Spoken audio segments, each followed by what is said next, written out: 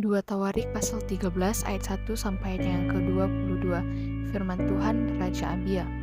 Dalam tahun ke-18 zaman Raja Yerobeam menjadi rajalah Abia atas Yehuda. 3 tahun lamanya ia memerintah di Yerusalem. Nama ibunya ialah Mikaya, anak Uriel dari Gibea, dan ada perang antara Abia dan Yerobeam. Abia memulai perang dengan pasukan pahlawan-pahlawan perang yang jumlahnya 400.000 orang pilihan, sedangkan Yerobeam mengatur barisan perangnya melawan dia dengan 800.000 orang pilihan, pahlawan-pahlawan yang gagah perkasa. Lalu Abia berdiri di atas gunung Semaraim, yang termasuk pegunungan Efraim, dan berkata, "Dengarlah kepadaku, Yerobeam dan seluruh Israel. Tidakkah kamu tahu bahwa Tuhan Allah Israel telah memberikan kuasa kerajaan atas Israel kepada Daud dan anak-anaknya untuk selama-lamanya dengan suatu perjanjian garam? Tetapi Yerobeam bin Nebat, hamba Salomo bin Daud, telah bangkit memberontak melawan tuannya. Petualang-petualang orang-orang Dursila berhimpun padanya. Mereka terlalu kuat bagi Rehabeam bin Salomo yang masih muda dan belum teguh hati dan yang tidak dapat mempertahankan diri terhadap mereka. Tentu kamu menyangka bahwa kamu dapat mempertahankan diri terhadap kerajaan Tuhan yang dipegang keturunan Daud, karena jumlah kamu besar dan karena pada kamu ada anak lembu emas yang dibuat Yerobeam untuk kamu menjadi Allah. Bukankah kamu telah menyingkirkan imam-imam Tuhan, anak-anak Harun itu, dan orang-orang Lewi, lalu mengangkat iman-iman menurut kebiasaan bangsa-bangsa negeri-negeri lain, sehingga setiap orang yang datang untuk ditabiskan dengan seekor lembu jantan muda dan 7 ekor domba jantan dijadikan imam untuk sesuatu yang bukan Allah. Tetapi kami ini, Tuhanlah Allah kami, dan kami tidak meninggalkannya. Dan anak-anak Harunlah yang melayani Tuhan sebagai imam, sedang orang Lewi menuaikan tugasnya, yakni setiap pagi dan setiap petang mereka membakar bagi Tuhan korban bakaran dan ukupan dari wangi-wangian, menyusun roti sajian di atas meja yang tahir, dan mengatur kandil emas dengan pelita-pelitanya untuk dinyalakan setiap petang. Karena kamilah yang memelihara kewajiban kami terhadap Tuhan Allah kami, tetapi kamulah yang meninggalkannya.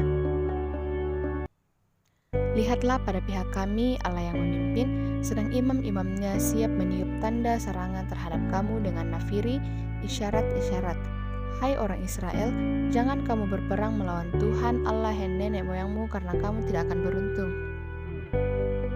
Tetapi Yerobeam mengirim satu pasukan penghadang yang harus membuat gerakan keliling supaya sampai di belakang mereka, sehingga induk pasukannya berada di depan Yehuda dan pasukan-pasukan penghadang di belakang mereka.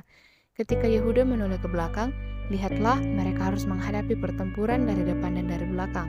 Mereka berteriak kepada Tuhan, sedang para imam meniup nafiri, dan orang-orang Yehuda memegihkan pekik perang. Pada saat orang-orang Yehuda itu memegihkan pekik perang, Allah memukul kala Yerobeam dan segenap orang Israel oleh Abia dan Yehuda. Orang Israel dari depan Yehuda, tetapi Allah menyerahkan mereka ke dalam tangan Yehuda. Abia dengan laskarnya mendatangkan kekalahan yang besar kepada mereka. Dari orang Israel mati terbunuh 500.000 orang pilihan. Demikianlah orang Israel ditundukkan pada waktu itu, sedang orang Yehuda menjadi kokoh, karena mereka mengandalkan diri kepada Tuhan, Allah nenek moyang mereka. Abia mengejar Yerobeam dan merebut daripadanya beberapa kota, yakni Betel dengan segala anak kotanya, Yesana dengan segala anak kotanya, dan Efron dengan segala anak kotanya. Tak pernah lagi Yerobeam mendapat kekuatan di zaman Abia. Tuhan memukul dia, sehingga ia mati. Abia menunjukkan dirinya kuat. Ia mengambil 14 istri dan memperanakan 22 anak laki-laki dan 14 anak perempuan. Selebihnya dari riwayat Abia, langkah-langkahnya dan titah-titahnya tertulis dalam kitab sejarah Nabi Ido. 2 Tawarik pasal 14 ayat 1 sampai ayat yang ke-15. Firman Tuhan. Kemudian Abia mendapat perhentian bersama-sama dengan nenek moyangnya, dan ia dikuburkan di kota Daud. Maka Asa anaknya menjadi raja menggantikan dia. Pada zaman pemerintahannya negeri itu aman selama 10 tahun. Asa melakukan apa yang baik dan yang benar di mata Tuhan Allahnya.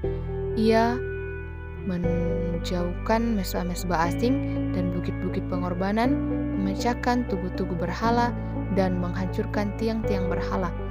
Ia memerintahkan orang Yehuda supaya mereka mencari Tuhan, Allah nenek moyang mereka, dan mematuhi hukum dan perintah.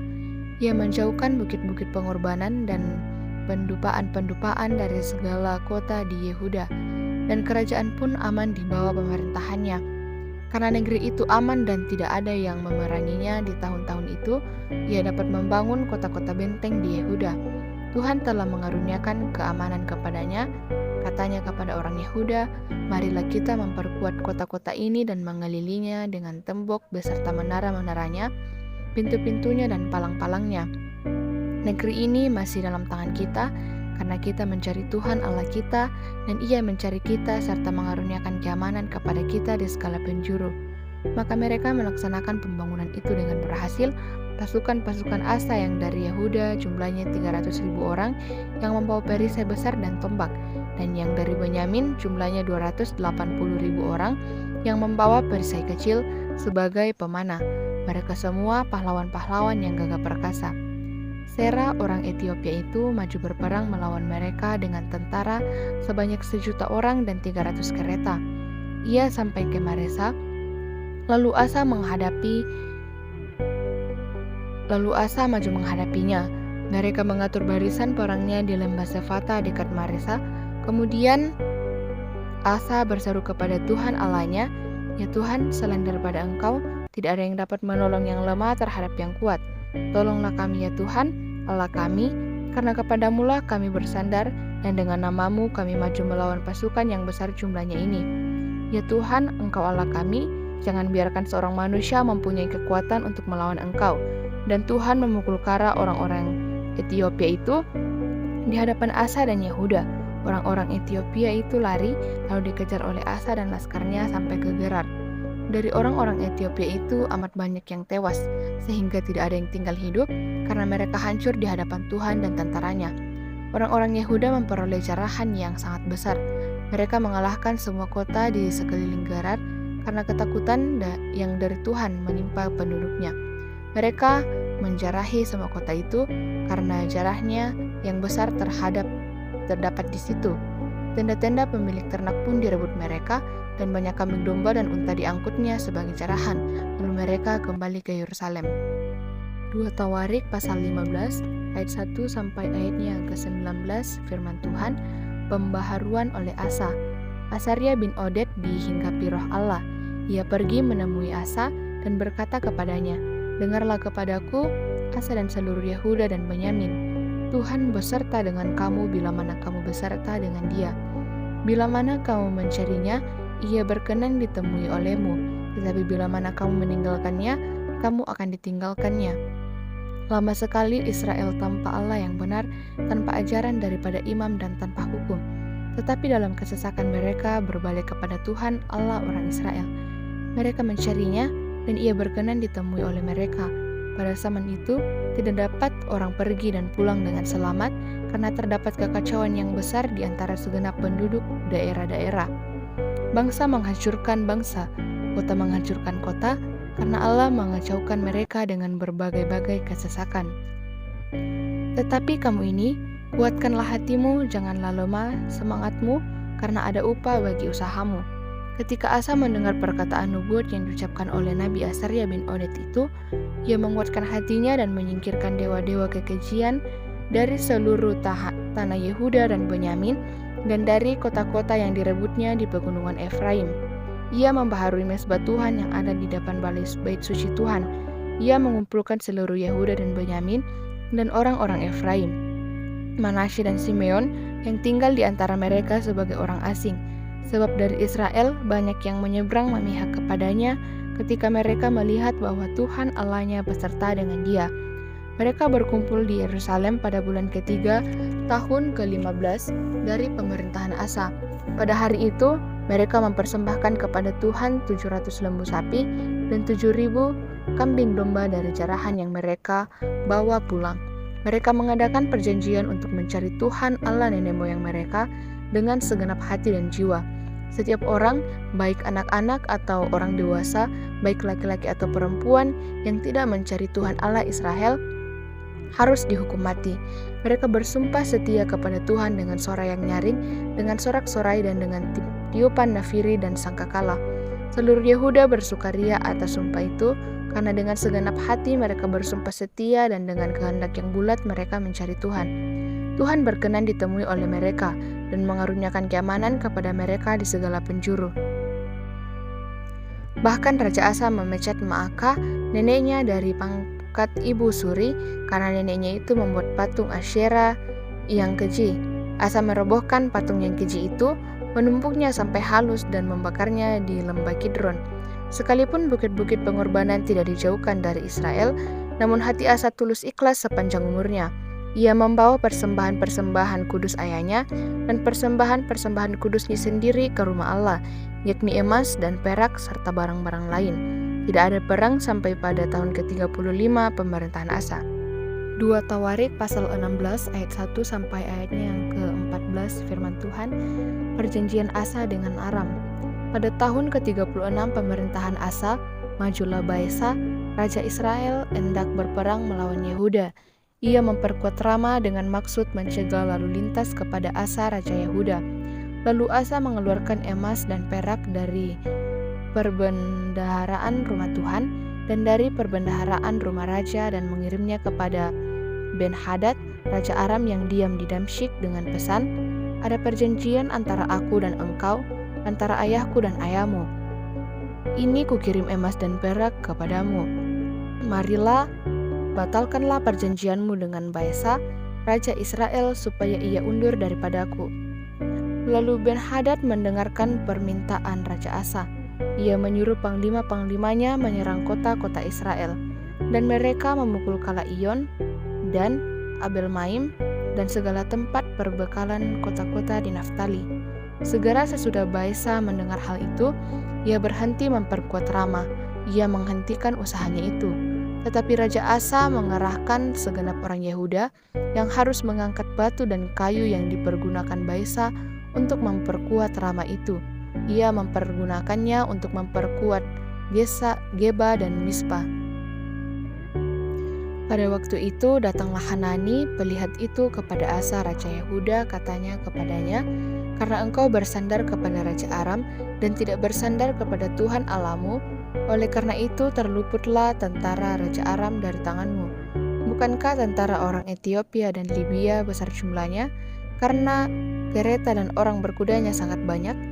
Namun Tuhan telah menyerahkan mereka ke dalam tanganmu, karena engkau bersandar kepadanya.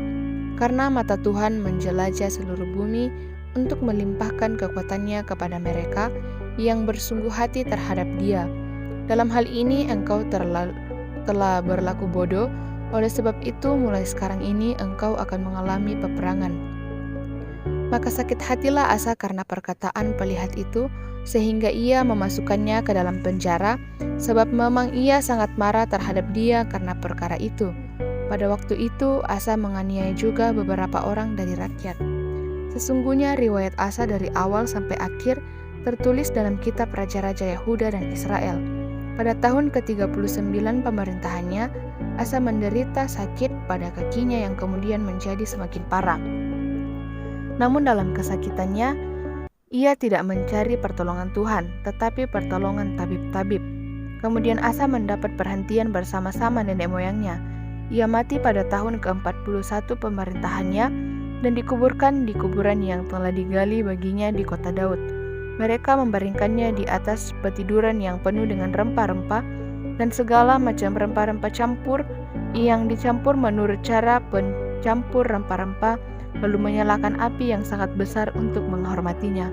2 Tawarik pasal 17 ayat 1 sampai ayatnya yang ke-19 firman Tuhan, Raja Yosafat, pengokohan kerajaan. Maka Yosafat anaknya menjadi raja menggantikan dia.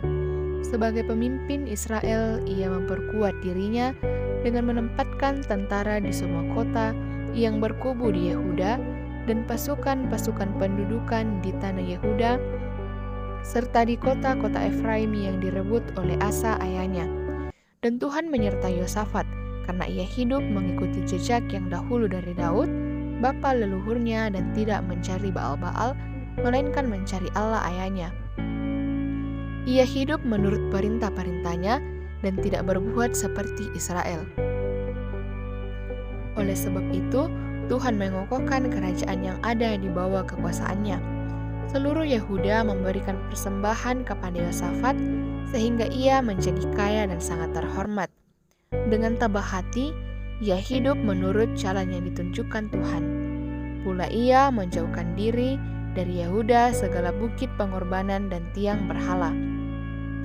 Pada tahun ketiga pemerintahannya, ia mengutus beberapa pembesarnya, yakni Benhail, Obaja, Sakaria, Netaneel, dan Mika untuk mengajar di kota-kota Yehuda. Bersama-sama mereka turut juga beberapa orang Lewi, yakni Semaya, Netanya, Sebaja, Asael, Semiramot, Yonatan, Adonia, Tobia, dan Tobadonia disertai imam-imam Elisama dan Yoram. Mereka memberikan pelajaran di Yehuda dengan membawa kitab Taurat Tuhan. Mereka mengelilingi semua kota di Yehuda sambil mengajar rakyat. Ketakutan yang dari Tuhan menimpa semua kerajaan di negeri sekeliling Yehuda, sehingga mereka tidak berani berperang melawan Yosafat. Dari antara orang-orang Filistin ada yang membawa kepada Yosafat persembahan dan perak sebagai upeti. Juga orang-orang Arab membawa kepadanya kambing domba jantan 7.700 ekor, dan kambing jantan 7.700 ekor. Yosafat makin lama makin kuat, menjadi luar biasa kuat. Di Yehuda ia membangun benteng-benteng dan kota-kota perbekalan. Banyak perbekalannya di kota-kota Yehuda. Orang-orang perangnya ada di Yerusalem, semuanya pahlawan yang gagah perkasa. Inilah daftar kesatuan mereka menurut puak-puak mereka. Panglima-panglima dari Yehuda ialah Panglima Adna dengan 300.000 pahlawan yang gagah perkasa. Di samping dia Panglima Yohanan dengan 280.000 orang, dan di samping dia Amasya bin Sikri yang dengan sukarela telah menyerahkan dirinya kepada Tuhan dengan 200.000 pahlawan yang gagah perkasa. Dan dari Benyamin ialah Eliada, seorang pahlawan yang gagah perkasa dengan 200.000 orang yang bersenjatakan busur dan perisai. Samping dia Yosabat dengan 180.000 orang yang bersenjata untuk berperang. Mereka itulah yang bertugas pada raja selain daripada mereka yang ditempatkan raja di kota-kota yang berkubu di seluruh Yehuda. 2 Tawarik pasal 18 ayat 1 sampai ayat yang ke-34 firman Tuhan. Ahab memerangi Ramot Gilead, nabi Tuhan berhadapan dengan nabi-nabi palsu. Ketika Yosafat kaya dan sangat terhormat, ia menjadi besan Ahab. Beberapa tahun kemudian pergilah ia kepada Ahab di Samaria.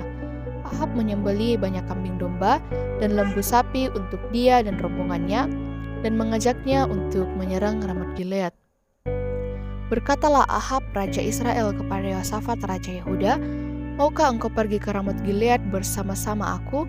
Jawabnya kepadanya, "Kita sama-sama, aku dan engkau, rakyatmu dan rakyatku, aku akan bersama-sama engkau di dalam perang." Tetapi Yosafat berkata kepada raja Israel, "Baiklah, tanyakan dahulu firman Tuhan." Lalu raja Israel mengumpulkan para nabi, 400 orang banyaknya, kemudian bertanyalah ia kepada mereka, "Apakah kami boleh pergi berperang melawan Ramot Gilead, atau aku membatalkannya?" Jawab mereka, "Majulah, Allah akan menyerahkannya ke dalam tangan raja." Tetapi Yosafat bertanya, "Tidak adakah lagi di sini seorang nabi Tuhan, supaya dengan perantaraannya kita dapat meminta petunjuk?" Jawab raja Israel kepada Yosafat, "Masih ada seorang lagi yang dengan perantaraannya dapat diminta petunjuk Tuhan. Tetapi aku membenci dia, sebab tidak pernah ia menubuatkan yang baik tentang aku, melainkan selalu malapetaka. Orang itu ialah Mika bin Yimla." Kata Yosafat, "Janganlah raja berkata demikian." Kemudian raja Israel memanggil seorang pegawai istana, katanya, "Jemputlah Mika bin Yimla dengan segera." Sementara raja Israel dan Yosafat, raja Yehuda duduk masing-masing di atas tahtanya dengan pakaian kebesaran di satu tempat pengirikan di depan pintu gerbang Samaria, sedang semua nabi itu bernubuat di depan mereka. Maka Sedekia bin Kenaana membuat tanduk-tanduk besi lalu berkata, Beginilah firman Tuhan, dengan ini engkau akan menenduk Aram sampai engkau menghabiskan mereka. Juga semua nabi itu bernubuat demikian, katanya, majulah ke Ramot Gilead, dan engkau akan beruntung, Tuhan akan menyerahkannya ke dalam tangan raja. Suruhan yang pergi memanggil Mika itu berkata kepadanya, ketahuilah nabi-nabi itu sudah sepakat meramalkan yang baik bagi raja. Hendaklah engkau juga berbicara seperti salah seorang daripada mereka dan meramalkan yang baik. Tetapi Mika menjawab, demi Tuhan yang hidup, sesungguhnya apa yang akan difirmankan Allahku itu yang kukatakan. Setelah ia sampai kepada raja, bertanyalah raja kepadanya, Mika, apakah kami boleh pergi berperang melawan Ramot Gilead atau aku membatalkannya? Jawabnya, majulah dan kamu akan beruntung, sebab mereka akan diserahkan ke dalam tanganmu. Tetapi raja berkata kepadanya, sampai berapa kali aku menyuruh engkau bersumpah supaya engkau mengatakan kepadaku tidak lain dari kebenaran? Lalu jawabnya, telah kulihat seluruh Israel bercerai-berai di gunung-gunung seperti kambing domba yang tidak mempunyai gembala. Sebab itu Tuhan berfirman, mereka ini tidak punya tuan, baiklah masing-masing pulang ke rumahnya dengan selamat. Kemudian Raja Israel berkata kepada Yosafat, bukankah telah kukatakan kepadamu, tidak pernah ia menubuatkan yang baik tentang aku, melainkan hanya malapetaka. Kata Mika, sebab itu dengarkanlah firman Tuhan. Aku telah melihat Tuhan sedang duduk di atas tahtanya, dan segenap tentara seorang berdiri di sebelah kanannya dan di sebelah kirinya. Sesudah itu, tampillah Sedekia bin Kenaana, ditamparnyalah pipi Mika serta berkata, bagaimana mungkin roh Tuhan pindah daripadaku untuk berbicara kepadamu? Tetapi Mika menjawab, sesungguhnya engkau akan melihatnya pada hari engkau lari dari satu kamar ke kamar lain untuk menyembunyikan diri.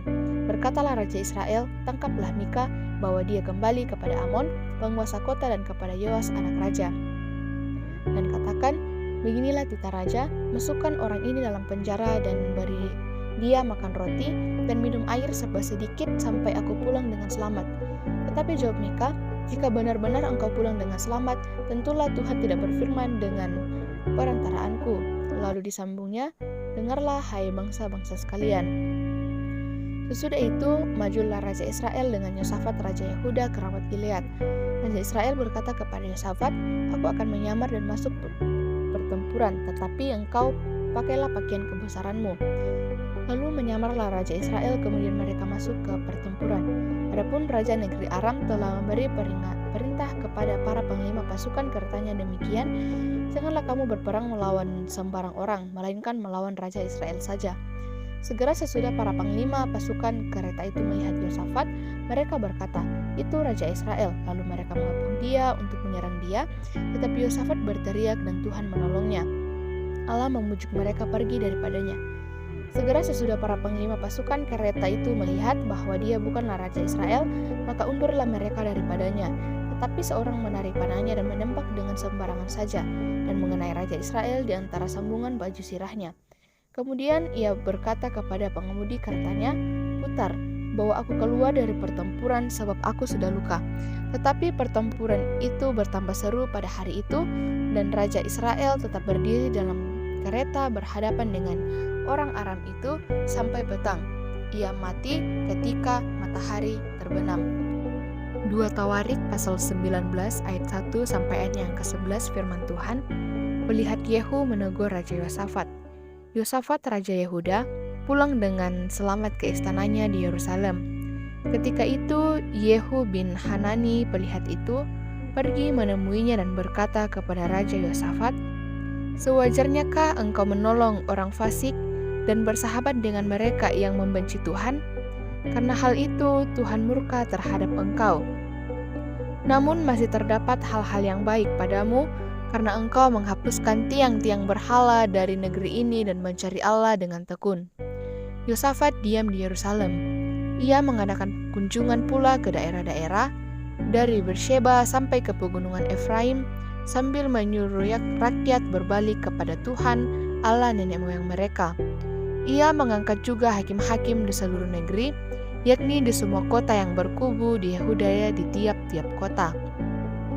Berpesanlah ia kepada hakim-hakim itu, Pertimbangkanlah apa yang kamu buat, karena bukanlah untuk manusia kamu memutuskan hukum, melainkan untuk Tuhan yang ada beserta kamu. Bila kamu memutuskan hukum, sebab itu kiranya kamu diliputi oleh rasa takut kepada Tuhan. Bertindaklah dengan seksama, karena berlaku curang, memihak ataupun menerima suap tidak ada pada Tuhan Allah kita. Juga di Yerusalem Yosafat mengangkat beberapa orang dari antara orang Lewi, dari antara para imam dan dari antara para kepala puak Israel untuk memberi keputusan dalam hal hukum Tuhan dan dalam hal perselisihan. Mereka berkedudukan di Yerusalem. Ia memerintahkan mereka, kamu harus bertindak dengan takut akan Tuhan, dengan setia dan dengan tulus hati demikian. Dalam setiap perkara yang disampaikan kepada kamu oleh rekan-rekanmu yang tinggal di kota-kota, yakni perkara-perkara mengenai penumpahan darah atau mengenai hukum, perintah, ketetapan dan peraturan-peraturan, hendaklah kamu memperingatkan mereka supaya mereka jangan bersalah terhadap Tuhan, sehingga murkanya menimpa kamu dan rekan-rekanmu. Hendaklah kamu berbuat demikian, dan kamu tidak akan bersalah. Dengan ini, imam kepala Amaria diangkat sebagai ketuamu dalam segala perkara Hanan dan Sebaja bin Ismail, pemuka kaum Yehuda dalam segala perkara kerajaan, sedang orang Lewi akan melayani kamu sebagai pengatur. Bertindaklah dengan tegas, kiranya Tuhan menyertai orang yang tulus ikhlas. 2 Tawarik pasal 20 ayat 1 sampai ayatnya yang ke-37.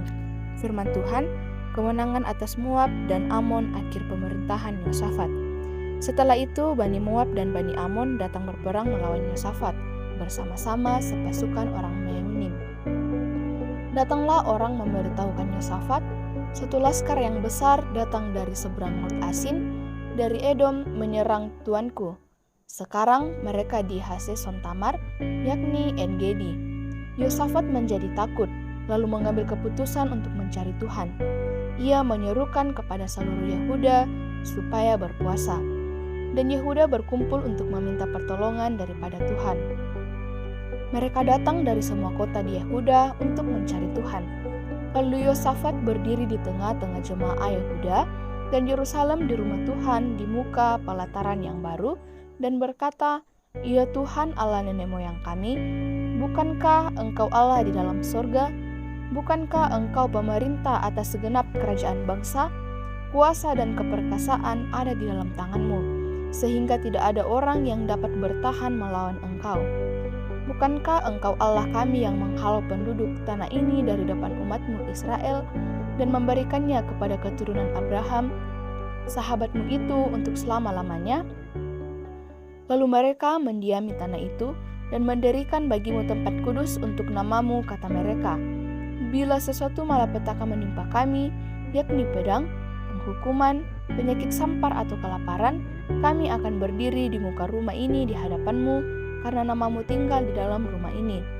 Dan kami akan berseru kepadamu di dalam kesesakan kami, sampai Engkau mendengar dan menyelamatkan kami. Sekarang, lihatlah Bani Amon dan Bani Moab, dan orang-orang dari pegunungan Seir ini. Ketika orang Israel datang dari tanah Mesir, Engkau melarang mereka memasuki negerinya. Oleh sebab itu, mereka menjauhinya, tidak memusnahkannya. Lihatlah, sebagai pembalasan mereka datang mengusir kami dari tanah milik yang telah Engkau wariskan kepada kami. Ya Allah kami, tidakkah Engkau akan menghukum mereka? Karena kami tidak mempunyai kekuatan untuk menghadapi laskar yang besar ini yang datang menyerang kami. Kami tidak tahu apa yang harus kami lakukan, tetapi mata kami tertuju kepadamu. Sementara itu, seluruh Yehuda berdiri di hadapan Tuhan, juga segenap keluarga mereka dengan istri dan anak-anak mereka. Lalu Yahasiel bin Sakaria bin Benaya bin Matanya, seorang Lewi dari Bani Asaf, dihinggapi roh Tuhan di tengah-tengah jemaah dan berseru, "Camkanlah hai seluruh Yehuda dan penduduk Yerusalem dan tuanku Raja Yosafat. Beginilah firman Tuhan kepadamu, janganlah kamu takut dan terkejut karena laskar yang besar ini, sebab bukan kamu yang akan berperang melainkan Allah. Besok haruslah kamu turun menyerang mereka, mereka akan mendaki pendakian Sis, dan kamu akan mendapati mereka di ujung lembah di muka padang gurun Yeruel. Dalam peperangan ini tidak usah kamu bertempur, Hai Yehuda dan Yerusalem, tinggallah berdiri di tempatmu, dan lihatlah bagaimana Tuhan memberikan kemenangan kepadamu. Janganlah kamu takut dan terkejut. Majulah besok menghadapi mereka, Tuhan akan menyertai kamu. Lalu berlututlah Yosafat dengan mukanya ke tanah. Seluruh Yehuda dan penduduk Yerusalem pun sujud di hadapan Tuhan dan menyembah kepadanya. Kemudian orang Lewi dari Bani Kehat dan Bani Kora bangkit berdiri untuk menyanyikan puji-pujian bagi Tuhan Allah Israel dengan suara yang sangat nyaring. Keesokan harinya pagi-pagi mereka maju menuju padang gurun Tekoa. Ketika mereka hendak berangkat, berdirilah Yosafat dan berkata, "Dengarlah hai Yehuda dan penduduk Yerusalem, percayalah kepada Tuhan Allahmu dan kamu akan tetap teguh. Percayalah kepada nabi-nabinya dan kamu akan berhasil." Setelah ia berunding dengan rakyat, ia mengangkat orang-orang yang akan menyanyi nyanyian untuk Tuhan dan memuji Tuhan dalam pakaian kudus yang semarak pada waktu mereka di luar di muka orang-orang bersenjata sambil berkata, "Nyanyikanlah nyanyian syukur bagi Tuhan, bahwasanya untuk selama-lamanya kasih setianya." Ketika mereka mulai bersorak-sorai dan menyanyikan nyanyian pujian, dibuat Tuhanlah penghadapan terhadap Bani Amon dan Moab dan orang-orang dari pegunungan Seir yang hendak menyerang Yehuda sehingga mereka terpukul kalah. Lalu Bani Amon dan Moab berdiri menentang penduduk pegunungan Seir hendak menumpas dan memusnahkan mereka. Segera sesudah mereka membinasakan penduduk Seir, mereka saling bunuh-membunuh. Ketika orang Yehuda tiba di tempat peninjauan di padang gurun, mereka menengok ke tempat laskar itu. Tampaklah semua telah menjadi bangkai berhantaran di tanah, tidak ada yang terluput. Lalu Yosafat dan orang-orangnya itu pun turun untuk menjara barang-barang mereka. Mereka menemukan banyak ternak, harta milik, pakaian, dan barang-barang berharga. Yang mereka rampas itu lebih banyak daripada yang dibawa. 3 hari lamanya mereka menjara barang-barang itu karena begitu banyaknya. Pada hari keempat mereka berkumpul di lembah pujian. Di sanalah mereka memuji Tuhan dan itulah sebabnya orang menamakan tempat itu lembah pujian hingga sekarang. Lalu pulanglah sekalian orang Yehuda dan Yerusalem dengan Yosafat di depan. Mereka kembali ke Yerusalem dengan sukacita karena Tuhan telah membuat mereka bersukacita karena kekalahan musuh mereka. Mereka masuk ke Yerusalem dengan gambus dan kecapi dan nafiri lalu menuju rumah Tuhan. Ketakutan yang dari Allah menghinggapi semua kerajaan negeri-negeri lain ketika mereka mendengar bahwa Tuhan yang berperang melawan musuh-musuh Israel. Dan kerajaan Yosafat amanlah karena Allahnya mengaruniakan keamanan kepadanya di segala penjuru. Kemudian Yosafat Raja Yehuda bersekutu dengan Ahazia Raja Israel yang fasik perbuatannya. Ia bersekutu dengan Ahazia untuk membuat kapal-kapal yang dapat berlayar ke Tarsis. Kapal-kapal itu dibuat mereka di Esion Geber. Tetapi Eliezer bin Dodawa dari Maresa bernubuat terhadap Yosafat, katanya, "Karena engkau bersekutu dengan Ahazia, maka Tuhan akan merobohkan pekerjaanmu." Lalu kapal-kapal itu pecah dan tak dapat berlayar ke Tarsis. 2 Tawarik pasal 21 ayat 1 sampai ayatnya yang ke-20 firman Tuhan. Kemudian Yosafat mendapat perhentian bersama-sama dengan nenek moyangnya dan ia dikuburkan di samping nenek moyangnya di kota Daud. Maka Yoram anaknya menjadi raja menggantikan dia. Saudara-saudaranya anak-anak Yosafat ialah Asaria, Yehiel, Sakaria, Asariyahu, Mikael, dan Sefaka. Mereka semua anak-anak Yosafat Raja Israel. Ayahnya memberikan kepada mereka banyak pemberian berupa emas dan perak dan barang-barang berharga, juga kota-kota berkubu di Yehuda. Tetapi kedudukan raja diberikannya kepada Yoram karena dialah anak sulungnya. Sesudah Yoram memegang pemerintahan atas kerajaan ayahnya dan merasa dirinya kuat, ia membunuh dengan pedang semua saudaranya dan juga beberapa pembesar Israel. Yoram berumur 32 tahun pada waktu ia menjadi raja, dan 8 tahun lamanya ia memerintah di Yerusalem. Ia hidup menurut kelakuan raja-raja Israel seperti yang dilakukan keluarga Ahab, sebab yang menjadi istrinya adalah anak Ahab. Ia melakukan apa yang jahat di mata Tuhan. Namun demikian, Tuhan tidak mau memusnahkan keluarga Daud oleh karena perjanjian yang diikatnya dengan Daud sesuai dengan yang dijanjikannya. Pada zamannya memberontaklah Edom terhadap kekuasaan Yehuda dan mereka mengangkat seorang raja atas mereka sendiri. Maka majulah Yoram dengan panglima-panglimanya serta seluruh keretanya. Pada waktu malam bangunlah ia lalu bersama-sama dengan para panglima pasukan kereta ia menerobos barisan orang Edom yang mengepung dia. Demikianlah Edom memberontak kekuasaan Yehuda dan terlepas sampai sekarang ini. Lalu Libna pun memberontak terhadap kekuasaannya pada masa itu juga. Itu disebabkan karena ia telah meninggalkan Tuhan Allah nenek moyangnya. Lagi pula ia membuat bukit-bukit pengorbanan di gunung-gunung Yehuda. Ia membujuk penduduk Yerusalem untuk berzina dan ia menyesatkan Yehuda.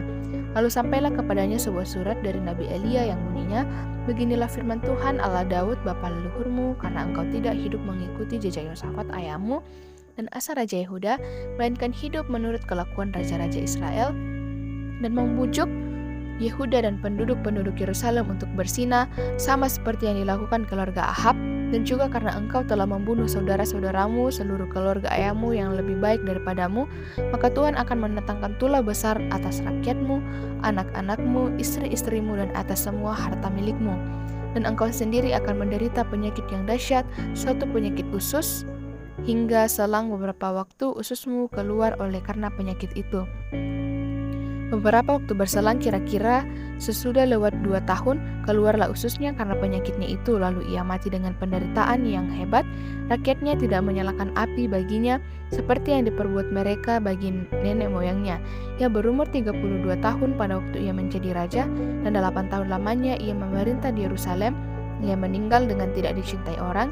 Ia dikuburkan di kota Daud, tetapi tidak di dalam perkuburan raja-raja. 2 Tawarik pasal 22 ayat 1 sampai ayatnya yang ke-12, firman Tuhan Raja Ahasya. Lalu penduduk Yerusalem mengangkat Ahasya, anaknya yang bungsu, menjadi raja menggantikan dia, karena semua anaknya yang lebih tua umurnya telah dibunuh oleh gerombolan yang datang ke tempat perkemahan bersama-sama orang-orang Arab. Dengan demikian Ahasya anak Yoram raja Yehuda menjadi raja. Ahasya berumur 42 tahun pada waktu ia menjadi raja, dan setahun lamanya ia memerintah di Yerusalem. Nama ibunya ialah Atalia cucu Omri. Ia pun hidup menurut kelakuan keluarga Ahab, karena ibunya menasihatinya untuk melakukan yang jahat. Ia melakukan apa yang jahat di mata Tuhan, sama seperti keluarga Ahab. Sebab sesudah ayahnya mati, mereka menjadi penasihat-penasihatnya yang mencelakakannya. Atas nasihat mereka pula, ia pergi bersama-sama Yoram bin Ahab raja Israel untuk berperang melawan Hazael raja Aram di Ramot Gilead. Tetapi orang-orang Aram melukai Yoram. Kemudian pulanglah ia ke Israel untuk diobati oleh karena luka-luka yang didapatnya di Rama pada waktu ia berperang melawan Hazael raja Aram. Dan Ahasya anak Yoram raja Yehuda pergi menjenguk Yoram bin Ahab di Israel karena dia sakit. Telah ditentukan Allah bahwa Ahasya akan menemui ayah ajalnya pada waktu ia mengunjungi Yoram.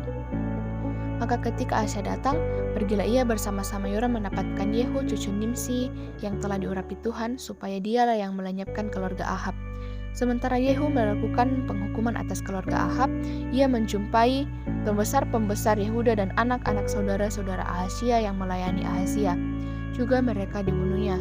Lalu ia mencari Ahasya. Ahasya tertangkap ketika ia bersembunyi di Samaria. Ia dibawa kepada Yehu, ia dibunuh, tetapi dikuburkan juga, karena kata orang, dia ini cucu Yosafat yang mencari Tuhan dengan segenap hatinya. Dari keluarga Ahasya tidak ada lagi yang sanggup memerintah. Ketika Atalia ibu Ahasya melihat bahwa anaknya sudah mati, maka bangkitlah ia membinasakan semua keturunan raja dari kaum Yehuda. Tetapi Yosabat anak perempuan raja mengambil Yoas bin Ahasya, menculik dia dari tengah-tengah anak-anak raja yang hendak dibunuh itu, memusnahkan dia dengan inang penyusunnya ke dalam gudang tempat tidur. Demikianlah Yosabat anak perempuan Raja Yoram, istri Imam Yoyada, ia adalah saudara perempuan Ahasya, menyembunyikan dia terhadap Atalia, sehingga ia tidak dibunuh Atalia. Maka tinggallah Yoas 6 tahun lamanya bersama-sama mereka dengan bersembunyi di rumah Allah, sementara Atalia memerintah negeri. 2 Tawarik pasal 23 ayat 1 sampai ayatnya yang ke-21, firman Tuhan. Tetapi dalam tahun ke-7, Yoyada memberanikan diri dan ia mengadakan persepakatan dengan para kepala pasukan 100, yakni Asaria bin Yeroham, Ismail bin Yohanan, Asaria bin Obed, Maaseya bin Adaya, dan Elisafat bin Sikri. Mereka mengelilingi Yehu dan mengumpulkan orang-orang Lewi dari semua kota di Yehuda, serta kepala-kepala puak orang Israel, dan mereka semua datang ke Yerusalem. Lalu seluruh jemaat itu mengikat perjanjian dengan raja di rumah Allah. Kata Yoyada kepada mereka, "Lihatlah anak raja, biarlah ia memerintah seperti yang telah difirmankan Tuhan tentang anak-anak Daud. Inilah yang harus kamu lakukan. Sepertiga dari kamu, yakni yang selesai bertugas pada hari Sabat, baik imam maupun orang Lewi, haruslah menjadi penunggu pintu, sepertiga lagi haruslah berada di istana raja, dan sepertiga puluh dua di pintu gerbang dasar, sedang seluruh rakyat haruslah berada di pelataran rumah Tuhan. Siapapun tidak boleh memasuki rumah Tuhan, selain daripada para imam dan orang-orang Lewi yang bertugas. Mereka boleh masuk karena mereka kudus, tetapi seluruh rakyat haruslah menaati peraturan Tuhan. Dalam pada itu orang-orang Lewi haruslah mengelilingi raja dari segala penjuru, masing-masing dengan senjatanya di tangannya, dan siapa yang memasuki rumah itu haruslah dibunuh. Dan baiklah kamu menyertai raja setiap kali ia keluar atau masuk. Orang-orang Lewi dan seluruh Yehuda melakukan kata tepat seperti yang diperintahkan Imam Yoyada. Masing-masing mengambil orang-orangnya yang selesai bertugas pada hari Sabat bersama-sama dengan orang-orang yang masuk bertugas pada hari itu. Kemudian Imam Yoyada tidak membebaskan rombongan-rombongan itu, lalu Imam Yoyada memberikan kepada para kepala pasukan 100 itu tombak-tombak, utar-utar dan perisai-perisai kepunyaan Raja Daud yang ada di rumah Allah. Ia menempatkan seluruh rakyat masing-masing dengan lembing di tangannya di lambung kanan sampai ke lambung kiri rumah itu dengan mengelilingi mesbah dan rumah itu untuk melindungi raja. Sesudah itu Yoyada dan anak-anaknya membawa anak raja itu keluar, mengenakan jejamang kepadanya dan memberikan hukum Allah kepadanya. Mereka menobatkan dia menjadi raja serta mengurapinya, lalu berseluruh rakyat hiduplah raja. Kemudian Yoyada mengikat perjanjian antara dia dengan segenap rakyat dan raja bahwa mereka menjadi umat Tuhan. Sesudah itu masuklah seluruh rakyat ke rumah Baal lalu merobohkannya. Mereka memecahkan mesbah-mesbahnya dan patung-patungnya dan membunuh Matan, imam Baal, di depan mesbah-mesbah itu. Kemudian Yoyada menyerahkan pengawasan atas rumah Tuhan kepada imam-imam dan orang-orang Lewi yang telah dibagi-bagi dalam rombongan oleh Daud untuk bertugas di dalam rumah Tuhan, yakni untuk mempersembahkan korban bakaran kepada Tuhan, seperti tertulis di dalam Taurat Musa, dengan sukaria dan dengan nyanyian menurut petunjuk Daud. Juga ditempatkannya penunggu-penunggu pintu pada pintu-pintu gerbang rumah Tuhan, supaya dalam hal apapun juga jangan masuk seseorang yang najis. Sesudah itu ia mengajak para kepala pasukan 100, para pemuka, para pemerintah rakyat dan seluruh rakyat negeri, lalu membawa raja turun dari rumah Tuhan. Mereka masuk ke istana raja melalui pintu gerbang atas, lalu mendudukan raja ke atas takhta kerajaan. Bersukarialah seluruh rakyat negeri dan amanlah kota itu setelah Atalia mati dibunuh dengan pedang. 2 Tawarik pasal 24 ayat 1 sampai ayatnya yang ke-27 firman Tuhan Raja Yoas. Yoas berumur 7 tahun pada waktu ia menjadi raja, dan 40 tahun lamanya ia memerintah di Yerusalem. Nama ibunya ialah Sipia dari Bersheba. Yoas melakukan apa yang benar di mata Tuhan selama hidup di Imam Yoyada. Yoyada mengambil 2 orang istri bagi dia. Dari mereka ia mendapat anak laki-laki dan anak perempuan. Kemudian Yoas bermaksud untuk membarui rumah Tuhan. Ia mengumpulkan para imam dan orang Lewi dan berkata kepada mereka, "Pergilah kamu ke kota Yehuda dan kumpulkanlah uang dari seluruh orang Israel untuk memperbaiki rumah Allahmu setiap tahun. Lakukanlah hal itu dengan segera," tetapi orang Lewi itu tidak melakukannya dengan segera. Lalu raja memanggil imam kepala Yoyada dan bertanya kepadanya, "Mengapa engkau tidak menuntut kepada orang-orang Lewi untuk membawa dari Yehuda dan dari Yerusalem pajak yang dikenakan Musa, hamba Allah itu, kepada jemaah Israel untuk kemah tempat hukum Allah? Sebab anak-anak Atalia, perempuan fasik itu, telah membongkar rumah Allah, bahkan memakai barang-barang kudus rumah Tuhan untuk para Baal."